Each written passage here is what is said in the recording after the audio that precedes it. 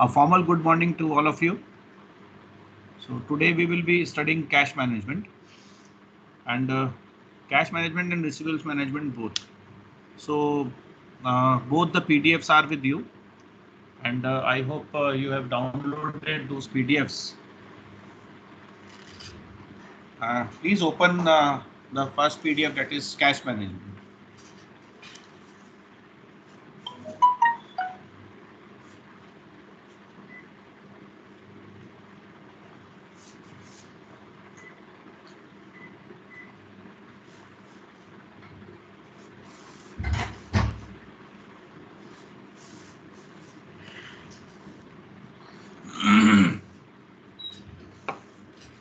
So why we need to manage cash? This is one of the very important question to be asked. That why we are managing cash. See, everything we are doing is for cash only, and cash is you can say we are calculating cash flow statements. We are calculating cash flows from the cash flow statements. We are actually preserving our cash for the future. Even cash is the only thing which we are considering as such, particularly when we are evaluating our investment proposals, even financing, or you can say cash is the whole sole thing which is the most important part of your financial management. That's why it is very, very important to have a proper cash management. And one more thing, cash is a part of working capital. That's why these things, cash management, inventory management, receivables management, these all are the part of working capital. So today we will be studying cash and the receivables management. It is not that much difficult. So I have already told you, if you see on the right hand side of your page number uh, on this, the first page on the right hand side, it is given what are the objectives of cash, or you can say motives of holding cash. Why a person actually needs cash. So if you see it from this point of view, you will be able to find that that why a person needs cash is something related to which I have already taught you in the class before. That person needs cash for certain purpose, certain motives. First is the transaction motive. We are not at all having, or you can say, a person doesn't consumes the cash directly. Nobody eats cash as such, but the cash is required in order to do the transaction. The first most important thing is for the cash management is that that the person is transacting. So the motive, the first motive is a transaction motive, and once the first motive, when you are exhausted with all the things which you have done regarding the motive of holding the cash and all, then the second thing comes, we need cash particularly for the precautionary motive, because once the current transaction motive is over, we need cash for saving purpose, because cash is having a value for money and it can be saved.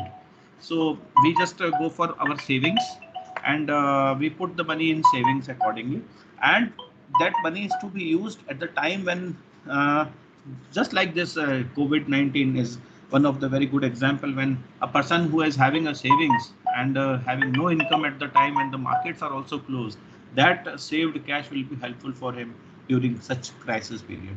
Next motive is the speculative motive, because a person doesn't get exhausted by having the money and all that. So means a person is not never tired of earning money. So what they do is they keep on uh, sir please silent mobile silent कर लो sir. it's disturbing. I don't know from where all the messages are from. Anyway, so I have kept it down. Don't worry, it will not ring again. Fine. So there are certain motives which I have already discussed with you. That fine, when the last motive is the speculative motive. Speculative motive actually is when you are exhausted with your current needs and your future needs. Then you need, then still there is a lust of earning more and more cash, lust of earning more and more money. So people, what they used to do is they used to speculate. They put their money in the stock market. They put their money in some horse race or something like that, where speculation can be done, and they want to make money out of money because their further needs are fulfilled, and now spending money on the speculation will be very, very risky. So when the risk is very high, so a person who is a rational person, what he would do, he would be having the he would just save the money first for him, and then afterwards will mm, you can say the go for a speculation or anything else, because it is a very risky one. So first person completes the transaction motive. Secondly, he saves the money for precautionary motive. So for any time of crisis or in case of anything, he will be able to use it. And the third motive is the speculative motive where the person uses the cash for making money out of money. There is one saying in Hindi कि पैसा पैसे को खींचता है. So that particular thing happens in the speculative motive, and it has to be done in this sequence only. That first it should be transacted, second it's precautionary, and third is speculative. Most of the people, they do not get you can say proper you can say these they used to carry this speculative motive first and then the precautionary motive. So these people are playing with their life, and there is a very high risk in that case. So this is something related to being speculative and all that. Means it should be carried on in this sequence in which it is given. So there are certain objectives of cash management. You can say there is a theoretical framework on page number 547. If you see, it is given in page number 547. So 547. Let me just take you to page number 547. Yes. So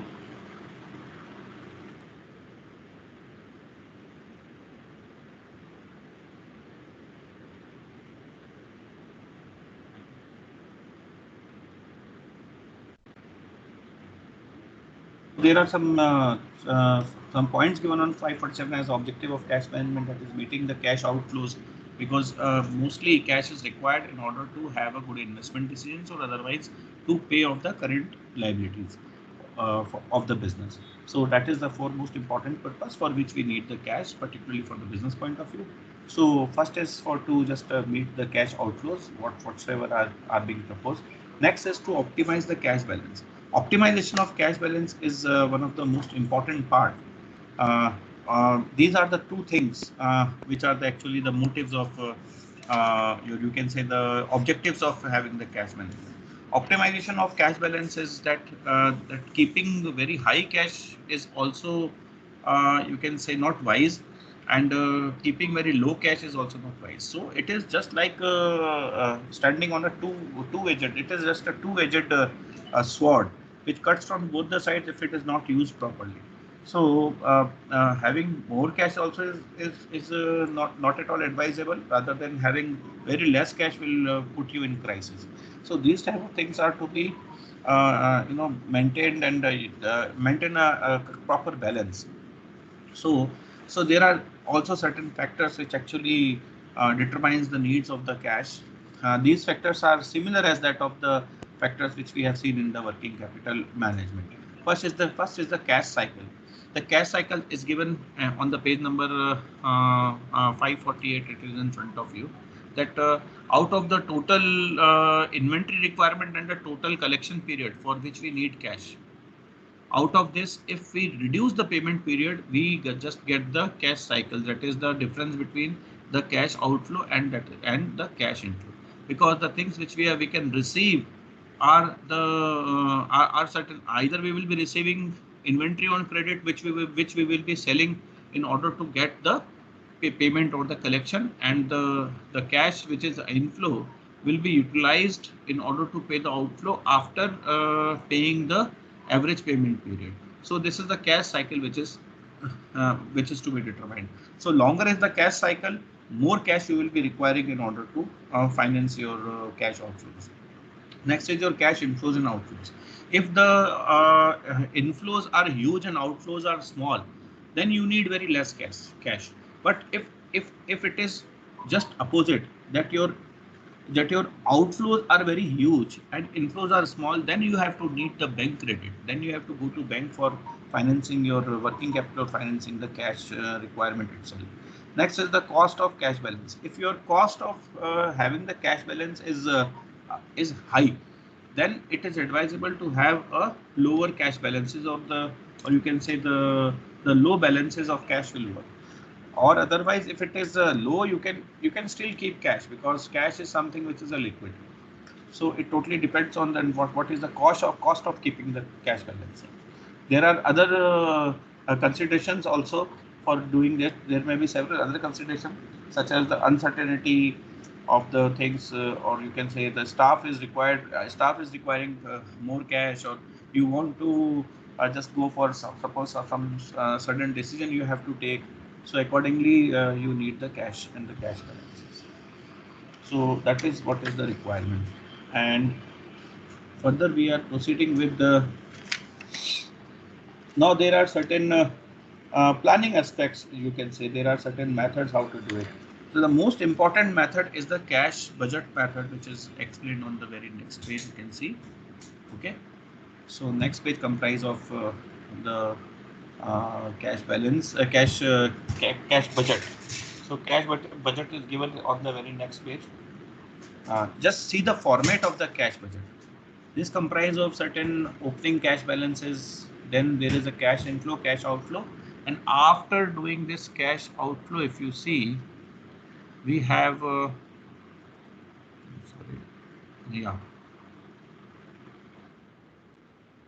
we have the funds which are required. If the closing balance is, because this is all forecasted, this is all to be done in the near future. So while doing this, we will be messing with certain opening balances, because accordingly the opening and closing balances, because closing balance will be there, then only the opening balance will be there. So this is the entire thing which we can prepare for the 1 year. So you will be able to understand when we will be doing the question. So let us just see what are the various sources of cash inflows. You can get cash from cash sales, collection from debtors. If you have taken loans or the bank balances you have taken, that will be considered. Subsidy is there if subsidy is being provided to you by the government, or any other income which is resulting in cash inflow, for example, rent received or something like that. So that will make you available with the total cash balances. These all things you have to anticipate, and the question and the things which are given in the question will tell you how to anticipate this. So total cash balance you will get. Opening balance you will be provided with, because whatever is the current balance, we know it very well, and accordingly we will just keep on adding, and then we will get the total cash. Now these are the forecasted outflows. Suppose you have to pay certain things to the creditors according to your average payment period. Some wages and salaries for the current month is to be paid, or something related to previous month is to be paid in the current month, or any other expenses you are incurring, that is to be paid. For example, you want to purchase a fixed asset in that particular month, so you will be needing cash for it. So this cash will be written over here. Any investment you want to make, any repayment of debts, because suppose for example you want to redeem debentures, so here that payment will come. Interest and taxes are there. You have to pay some interest or taxes, or you can say the tax interest on the taxes which were outstanding. So here it will come. Some dividend you are going to pay. So these all are the payments which are to be made in the future year. Suppose we are standing on January, on 1st January we are standing. So I can at least forecast, or I can at least estimate that what are my payments which is going to happen in January, February, March and April, for example, 4 months we are preparing. So we are having estimate that how much salary I have to give every month. These all are the estimates which I can know, which I know very well. Then after, from this balance A, the total payments of balance B will be deducted, and you will get the closing balance. Now the closing balance of January, if it is positive, then it is the something you are having excess. Now if you want to exceed to the means, if you want to invest, if you, for example, your policy is to keep 1 lakh rupees in cash in balance in the bank, not more than that, and now this closing balance is suppose 5 lakhs. So 4 lakhs the excess cash you can invest. So excess cash to be invested will be 4 lakhs. It will come over here. So in the same way, the funds which are required, that is the funds, or otherwise if this closing balance is negative, then you will be requiring the funds. These funds required will be financed from the bank. Now this closing balance will become the opening balance in the next month, and accordingly all the things will come up. Then again the closing balance will come, it will become the opening balance of next month. Then the remaining things will come, the closing balance will come, then again it will become the opening balance of next month, and then we will get the final closing balance, which will be your answer, you can say, right? So in this way you can prepare the complete cash budget. Any problem till now regarding preparation of the cash budget? This preparation of the cash budget is very important. You must practice this, and this will come in your exam if your physical examination happens. Okay. Sir इसलिए भी लोगे क्या हमारी? Sorry. Sir इसलिए भी लोगे क्या? बिल्कुल एक ही क्वेश्चन दे दूंगा, उसके अंदर 4-5 चीजें इकट्ठी पूछूंगा और एक क्विज हो जाएगी आपकी। जैसे फॉर एग्जांपल एक कैश बजट का क्वेश्चन दे दिया आपको, मैंने कैलकुलेशन करने के लिए बताया, तो हर स्टेज पे जिस स्टेज पे जो चीजें आती हैं वो आपकी आती जाएंगी और आप आगे बढ़ते जाओगे तो आपके नंबर भी आते जाएंगे। समझ रहे हो ना how it will be coming? For example I have given you a question of cash budget, given you certain things, now I will tell you to prepare certain things on your copy. तो आप copy पे उस question को करोगे, and then I will ask you what is your cash balance, then you have to write and that I may not give you multiple choice. I may ask you to write the question and write the answer as such. So whatever answers you will be writing, that will be verified by me, or afterwards I will see to it that I will physically check your online assignment, whatever you will be submitting. So at every stage you will be asked to fill the things, and accordingly, and you may be asked also to write certain comments also, so that will be evaluated. So quiz will happen like this also, because I am developing certain things in such a way that I can be able to justify your practical questions also through quizzes. Okay, so don't worry, it will be done, and please be prepared for whatever happens. Okay, so I have already told you about these all theory questions. Let us see example number 19.1.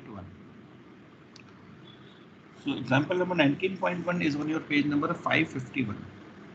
So in this particular chapter of your cash management, this cash budget is foremost important.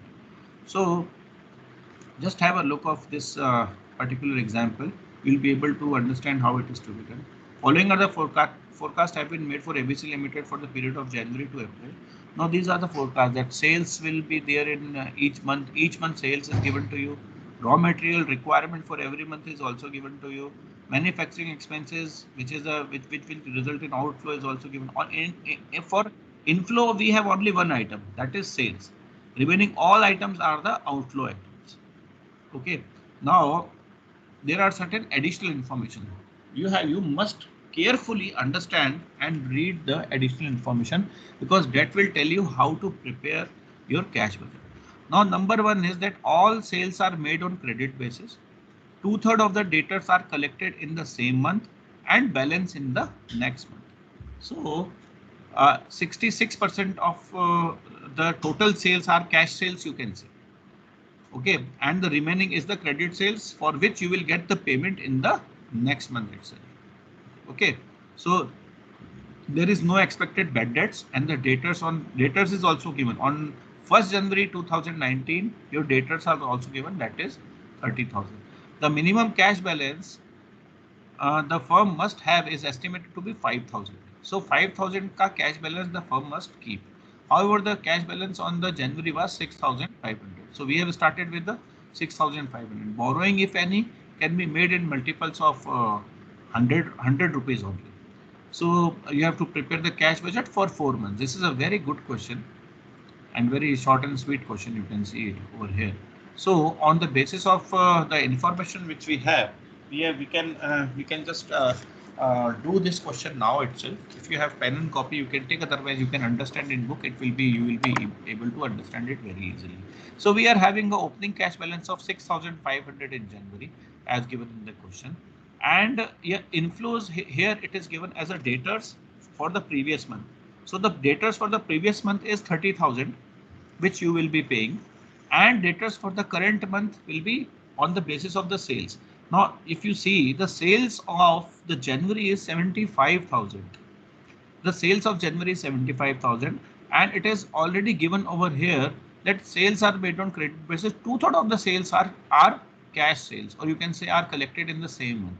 So 75,000 ka 2/3, it means 50,000. So 50,000 is your current month's data collection, and we can say the cash sales of the current month is 50,000.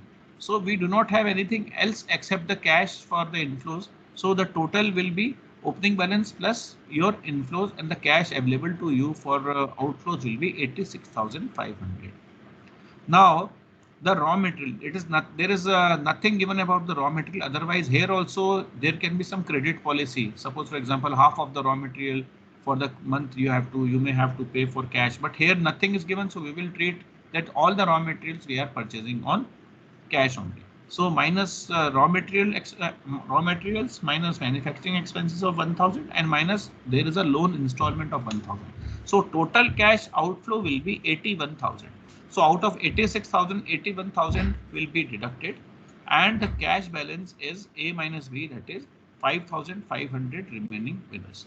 This cash balance, now we do not need any borrowing because the cash balance is not negative. So this cash balance we will be carrying forward to the next next month as a opening cash balance. So opening cash balance of next month is 5,500. Again, in the previous month there was a sale of 75,000 if you remember. So 75,000 ka 2/3 you have see 75,000 it is there, yeah, 75. So 75,000 ka 2/3, that is 50,000 you have already received in the previous month. So in the current month there will be 25,000, and for the current month there are total what are the total sales figure is 1,05,000. So 1,05,000 ka again you have to do 2/3 which you will be receiving in the current month. So 1,05,000 ka 2/3 is 70,000, and remaining. And now what you can do is, I will just give you one tip.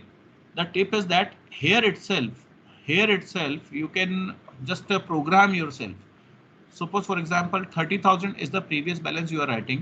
The current year sales, just write 2/3 here, 1/3 here, 2/3 here, 1/3 here, 2/3 here, 1/3 here, and the remaining will be the current debtors, and the debtors will be 1/3 here of the previous one, again 1/3 of the previous one. This 1,20,000 is the 1/3 of this month, and 70,000 is 1/3 of this one.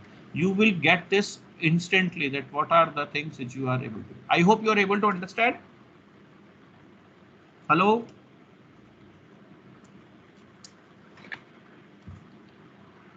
Guys, are you able to understand this or not? थोड़ा sir. Fine. So I am proceeding further. So what will have now, this is for your inflows. Now again for cash outflows, because this is a simple question, nothing is given, so straightforward you can write all the items of your estimate over here, that 70, 10, 1,000, and these all things you can write as it is over here. If you see, these all things are written over here as such. Okay, anyways, so this is a straightforward clear-cut thing. So after this, you have to, what you have to do, you will be having the available balance of the A, and you will have to deduct all this.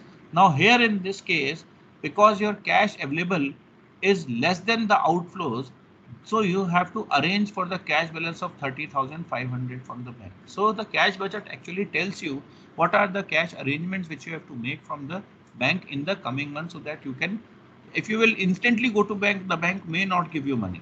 But if you are well in advance going to the bank, arranging for the credit, there not one bank but other bank will listen to you, and your business will not be hampered. So this is okay. So you are now doing a borrowing of 35,500, because 5,000 is the minimum cash balance. Also, if you remember, the cash balance is also to be kept. So the balance is minus 30,500, but you will borrow 35,500 from the bank, so that 5,000 you can keep the opening cash balance, and the remaining you can pay the current month's outflows.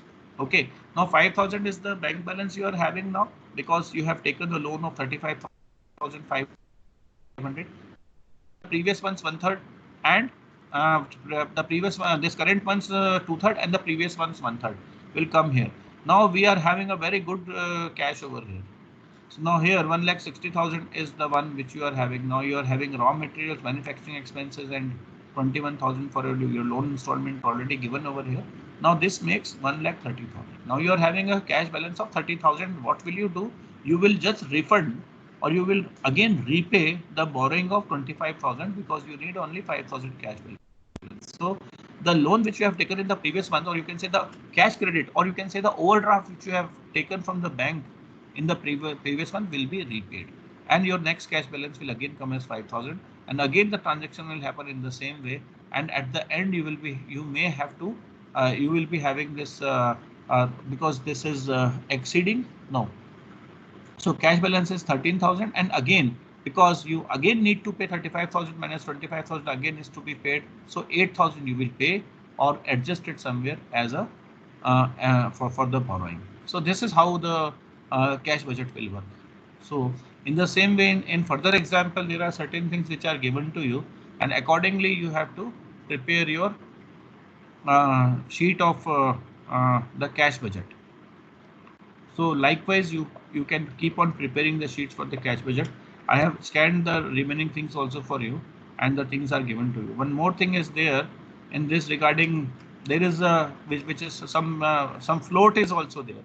You may read it yourself because this is something which is very related to common sense itself. I don't want Sir, to just sir, हाँ sir, हाँ बोलिए बोलिए please.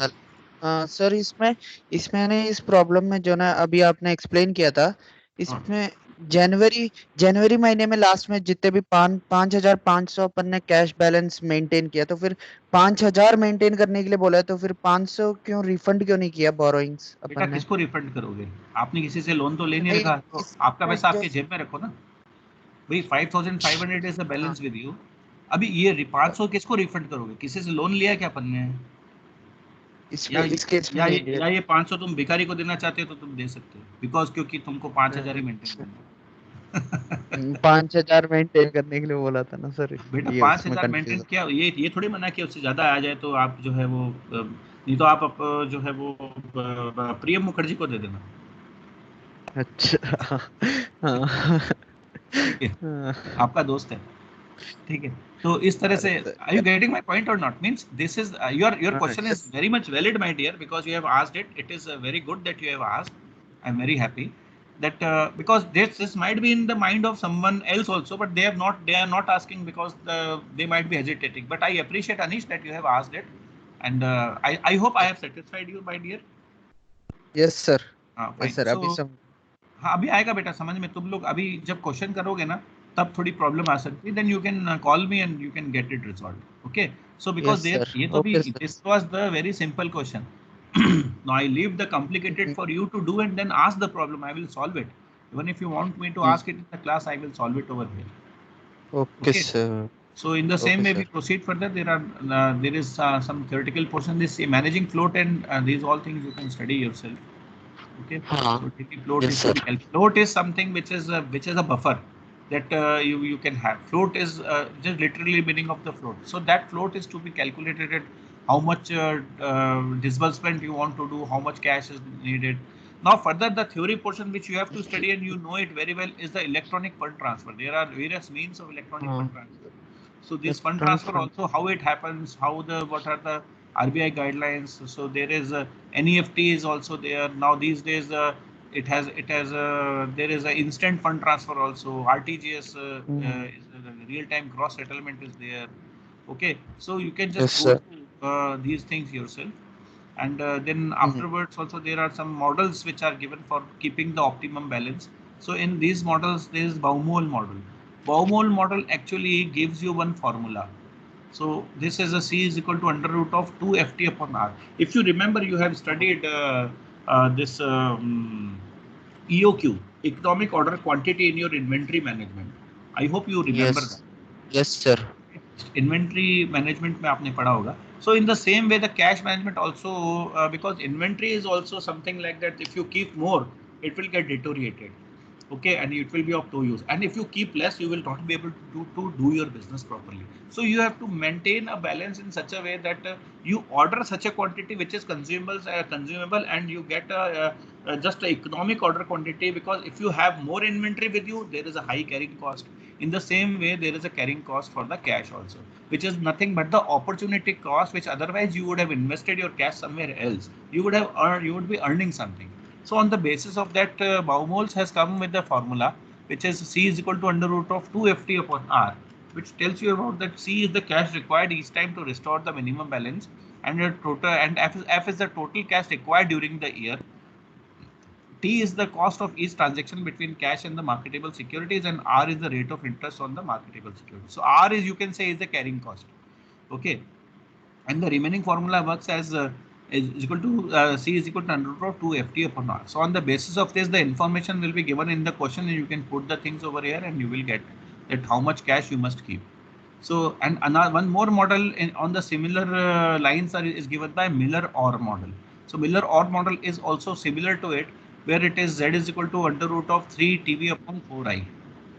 Okay, so this is the formula which is given to you, and T is the transaction cost. V is the variance of the daily cash flows, that how much cash flow is varying. This actually model is a improved model of this Miller-Orr model is a better model than Baumol's model, because Baumol's model is not at all considering the variation in the cash. See, cash is something which keeps on varying, and it should vary, because your cash requirement will not remain constant, because cash itself is a you can say it's a dynamic in nature. It is liquid, and it doesn't remain same throughout. So in that way, and I is the daily percentage interest on the investment which you are doing. So this is the opportunity cost or the cost of carrying it. So if there are more variations in the cash, suppose for example you are doing such a business which is having a very high variation. Suppose you are doing a business in the stock market, and daily you may be needing, and sometimes you will gain from the stock market, and your cash inflow will be very high. At the same time, sometimes you lose, and you do not know when you are gaining and when you are losing, because it's a stock market game. So at that time, this particular Miller-Orr model will be better in order to estimate that how much cash you must be having in your hand. So these are the two models. Theoretical portion is given to you. You can just now see the similar things in the Miller-Orr model is given over here, that that I have already told you about, that it is in the stock market you can use it. So buy securities and how you have to handle it with it, you can just see it over here. Okay, so on the basis of this, there will be some questions which you may be asked, but not that much. So these are the two models which you must understand, and this is all about your cash management. Nothing more is there. Now afterwards, you know this very well, how to just go for what are the cash deposits, what is bank, and how the bank operates, and how the things are done. So these all things are already with you. So it's already given on one of your pages. Okay.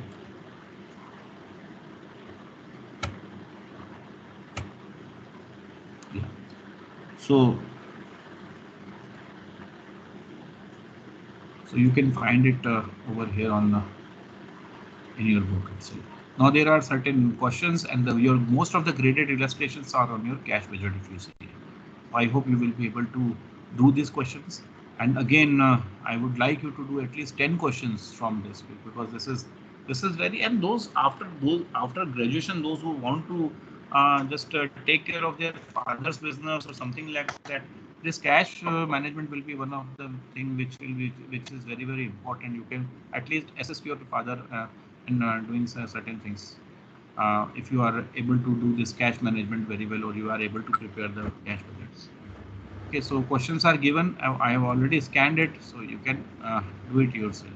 And if you are having any problem, you can call me personally. Even one person will call, I will be able to answer it. Okay, so this is all about your cash management. So next time I will keep one quiz on cash management, which we will be doing in our next class, so that we will be able to understand and do the things. Now let us just talk about receivables management. Receivables management is also very easy and very small. So we can just go for receivables management also.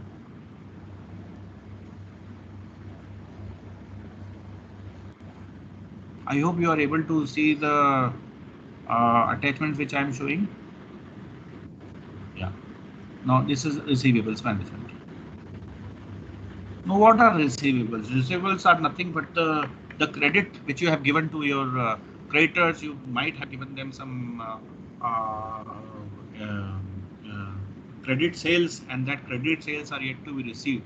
So, and sometimes you may have given them some credit, some, you can say, some cash on credit. So that also is a receivables management thing.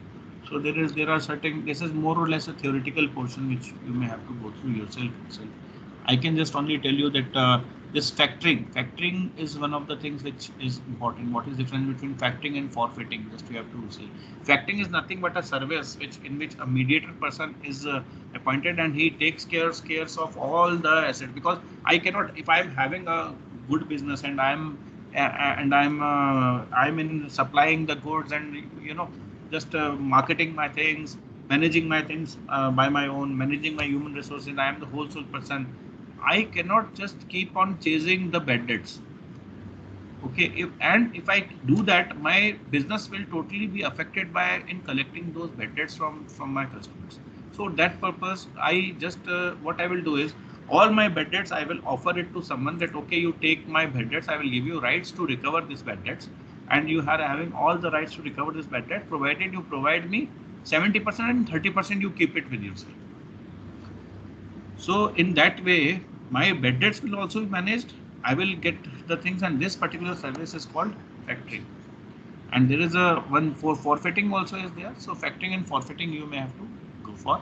And there are some credit policies which one must follow, and there are some bank guidelines which are there regarding the receivables management. What are the cost of receivables? It is just given over here that cost of receivables is number one, cost of financing is there. There are some administrative costs. Just now I have told you about one of the administrative cost of factoring, that you are just trying to deal with the your bad debts. So that is one cost of the default by the customer. There are some delinquencies cost also, which you have to, you can say, the postage, the telephone calls you may have to go for, some legal notices you may have to give. Sometimes your checks get bounced by the bank, so bank is also charging something for it. So these all are the delinquency expenses which. So there are certain expenses, or you can say certain costs, which are associated with the receivables management, that you must understand and must know. So, and there are certain benefits which you get in your receivables management. First is the increase in the sales, because you will always be involved in collecting the old debts. You will not be able to concentrate on sales. If you are doing a proper receivables management, definitely your sales will increase. Number one. Secondly, there will be increase in the profits, because you are actually able to manage your bad debts, and if the bad debts get recovered, your profit automatically comes up. There are some extra profits also which you are getting, because there will be, if you are managing your this receivables properly, you may be able to give some, you may be able to offer certain discounts to your customers in order to have it. So this discount and all these things actually is totally depends on the credit policies which your firm has. So there are certain credit policy. So the further what will be studying, the credit policy, credit evaluation, and how you will be able to control the credit. So accordingly, discount terms are there when you are going for the credit policies, credit standards you may have to follow, discounting you may have to go for. Okay. So yeah, here there is one thing which you have to calculate sometimes. There are certain principles of going with this credit policy. So let us go through this credit policy, where there are small calculations which you may have. It is very interesting also. So where you will be able to calculate the cost of your credit, and if you are able to just calculate the cost of credit, you will be able to control the cost of credit. So this particular thing is given in this paragraph, that is the discounting terms. And here, if you see, there are certain policies which is called 3/10, 2/10, and 30. So this is one policy. The meaning of this policy 3/10, 2/20, and net 30 is that if your creditor will pay you cash in 10 days, you will give him 3% discount.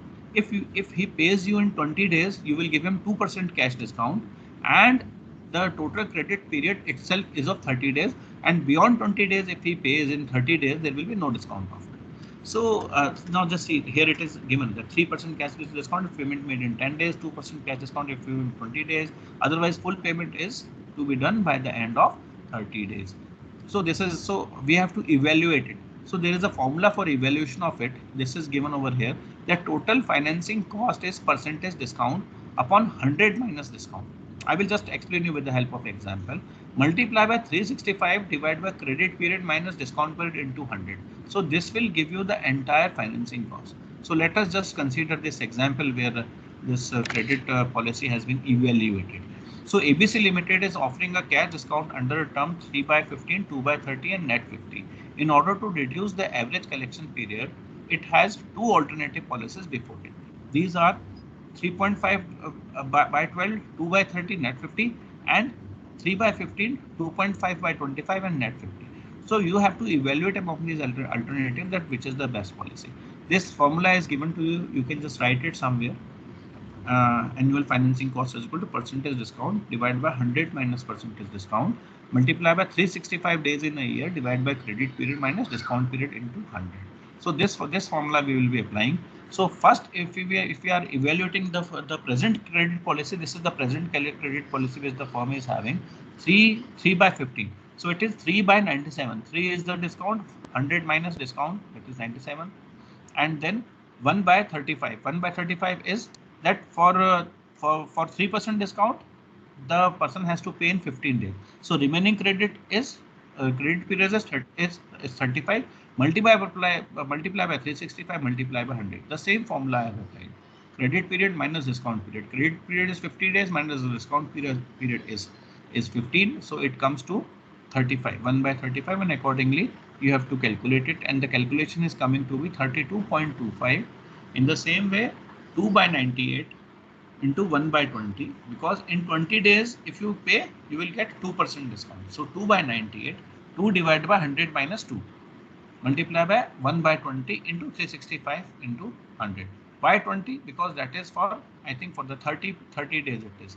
So 2 by 30. So this is for the 30 days period. So total credit period is 50 days. So 50 minus 30 by 20 into 365 into 100. So this is your present annualized cost of credit.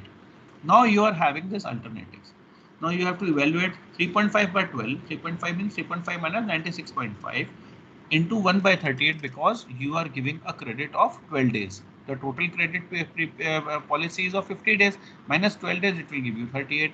Multiply by 365, you will get 34.84. And in the same way, you have to calculate 2.5 by 25. 2.5 divided by 97.5.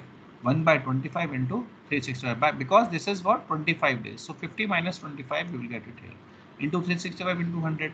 Now here, if you see, if you go for alternative 1, that is, the alternative 1 is this one. So your credit, and going with the credit policy with alternative 1, your cost is increasing. Previously for alternative 1, your cost was 32.25. Now here the cost is increasing. So you can, from here you can take a decision that whether you should go for the alternative or not. So here if you see, this is increasing. This is from 32.25, it is increased to 34.84. And for the option 2, it is 37.24. Again, it is increasing very marginally, but major increase in this policy. So it is better to drop the policy of giving a credit of 12 days for a discount of 3.5%, rather than what is 3% you are giving for 15 days. It is good enough for you to manage. Okay, so in this way you can just calculate the things, and you can evaluate the credit, whether your credit policy is giving you a proper cost or not. Okay, so this is something which is related to your credit management, and the remaining is a theoretical portion. You can go with your own, and these are the basic things which you can understand, that what are the things on the basis of which you go for your credit analysis. These are the, you can say, the credit control objectives. You know very well what is the average collection period. If the average collection period is more, it means you are allowing more credit to your customer. Do you need to reduce that average collection period or not? We have just now seen how if you reduce the average collection period, or you can see the credit policies are to be managed, then what accordingly you have to do. So certain things are there for this also to study. Now this is the types of factoring, what are the non-recourse and pure factoring, or recourse factoring or non-recourse factoring and all. Please go through this yourself, because it's a theoretical portion. You will be able to understand it yourself. And basic things I have already told you. Further, there is the evaluation of credit policies if it is to be done. So these are the things which can also be, but these things are not that much important. Just you concentrate on that particular thing. Just forget about all these. So here in this particular chapter, you have to study only the small formula which I have already told you. The remaining you will study in the advanced financial management.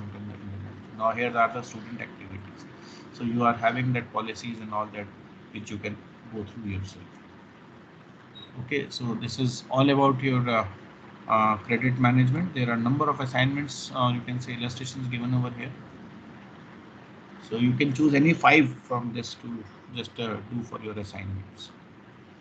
Okay, so today's class was on your cash management and your receivables management. One more thing is remaining, that is inventory management. Inventory management, there are 2 things, and you have already studied it, and that's why I will just skip that part, because EOQ you know very well. Economic order quantity is the thing by which you just how much quantity you should order and all that. Just go through the inventory management yourself. I hope you will be able to do it. If you are not, then I will take one more class on it. Please tell me now. Come on, I need comments from your side. Would you be able to do this inventory management yourself, or you want me to take a class on that? Because I think today will be the last class. Today I suppose will be the last class which I am proposing. Otherwise, if you want one more class, I can take one more class, no problem. Yeah, please tell. If you want, I can just take one more class. There is no problem. मेरे को कोई दिक्कत नहीं आएगा. I am fond of teaching.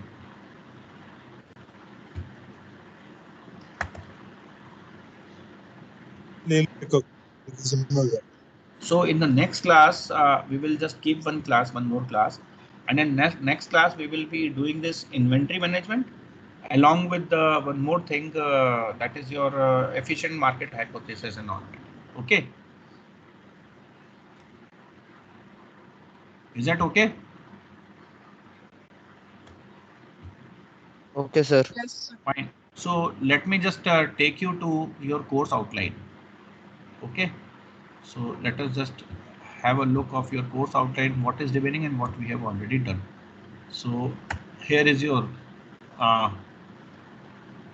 course outline. Now in this course outline, we had already finished the green portion, and this already I have told you that what we have finished this work up to working capital we have already done. The next thing which was to be done was inventory, accounts, receivables, and payment. It is cash management. This I have finished today. Inventories are remaining, which we will be taking in the next class, along with the quiz of this class also. Okay, which we have done today. So capital budgeting, if you say it is finished, there are certain specific decisions regarding capital rationing and all. We have gone through that also, which was your the last chapter of your capital budgeting. Okay, so that is one. Sources of finance, you know, there was one class which I scheduled for sources of finance, but it has all been covered while I was teaching you the capital structure. Okay. This financing of small and medium sized entities, you can I will just share some notes with you for that. This is again a theoretical portion, that how it can be managed. Actually, sources of finance for short term, medium term are also same, but still because it's a short term one, not a short term, because it is a small and medium term, there are some differences. Mostly the banks are there to employ it. One thing is there, this business, some valuation models are there, that you have to go for valuation of shares. So this is again covered well in advance in your next class, next semester itself. One more thing is there, that efficient market hypothesis is there. So this again is required. So for in the next class, I will take 2 things, or rather one more, this valuation of shares also I will cover to some extent, because it's not a big deal. You have already, I think, studied this valuation of shares in your corporate accounting. Have you studied this or not before? Please tell me. Not yet, sir. Or if you have studied and you have forgotten, then also I can take it. So let me take Again, this. not. Let me take this. The valuation model, valuation of shares, right? So valuation of shares, efficient market hypothesis, and your inventory management. So these are the topics which are remaining for you. Inventory management. Rest we have already covered, and we have taken quizzes also of almost everything whatsoever we have studied. So I hope one more class will lead to finishing of your syllabus in the next class itself, and then afterwards I will not stop taking classes, because we will be meeting online for certain quizzes also, and the things will go on. And let me just tell you that next time the quiz will happen in a way, because I've already prepared some good quizzes for cost of capital also, your capital budgeting also, and other things too. So what I will do is I will just keep one quiz of 10 questions only. As soon as you will finish the quiz, you will get again a two minute window to finish the, and it will 2 minute window to log in for the other quiz. Just after that quiz, again a 2 minute window will be there to log in the next quiz. So you cannot just even share your screens with others while you will be doing your quizzes, because I can see there are, and I have already received a report from your class that students are doing it with unfair means, and they are getting they are scoring very high, because they are either opening their Google window, and that Google window actually, when you are opening, it will definitely cause your this current window to close down, because that is some embedded feature in that if you will open a Google, you may, there is a very high chances that your quiz get auto submitted. So please avoid all these things, because here we are here to, disseminate the knowledge. Main purpose is just to make you understand about the content. Otherwise, evaluation is also important, but main thing is that you must learn what I'm teaching, and I'm putting all my efforts in order to prepare the quiz. Each quiz takes 2 hours for me to just prepare it. Then only I prepare it. Okay, so I hope you will consider this very seriously, and you will not just adopt unfair means in order to do the thing. Otherwise, what will happen? You will be cheating yourself. The things which I am teaching you in this financial management is helpful for you in your business and everywhere wherever you will go. If you will be able to learn it now in an efficient manner, definitely mind it, you will never fail in your future, at least regarding the knowledge of finance. So please take it very seriously, and do the things in a way that which is helpful for you and me also to maintain the things. Okay, so anything, any comment from your side, or anything you would like to tell me or share with me, because next class maybe maybe the last class, or if you want me to just have, because this is a practical subject, so if you still want me to take some more classes solving your good problems, I will continue. I love to continue. I love to interact with you guys. So please, anyone, please tell me if you need anything specific or something like that. Are you single? Any problem? Yes, sir. Any problem, beta? No, sir. Gurujit?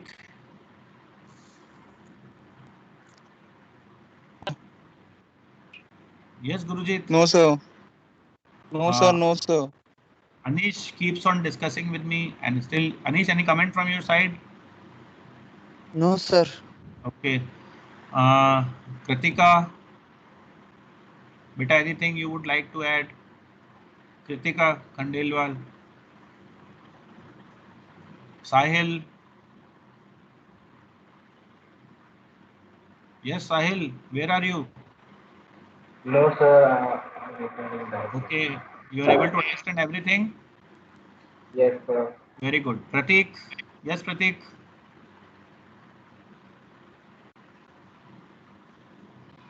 Pratik? No, sir. What no, sir? Sir, out. No doubt. Uh, Understanding the things. I hope you are practicing at home also. Yes, a little bit. Very good. That shows that you are doing very good and good in quizzes. Rishabh? Yes, sir, no doubt. Okay. What about Laksh? Laksh? Laksh Goswami, where are you? Himanshu? Nikhil? No, sir. Yes, No, sir. sir. Okay. Sir, mic is So, not working, that's why. sorry? My mic was not working, sir, properly. Okay, okay. Now you're audible. No problem. I'm happy that I have listened to your voice. Great. So anything else? Anyone else? Fine. So should I sign off? So meeting is also recorded. I'm stopping the recording now.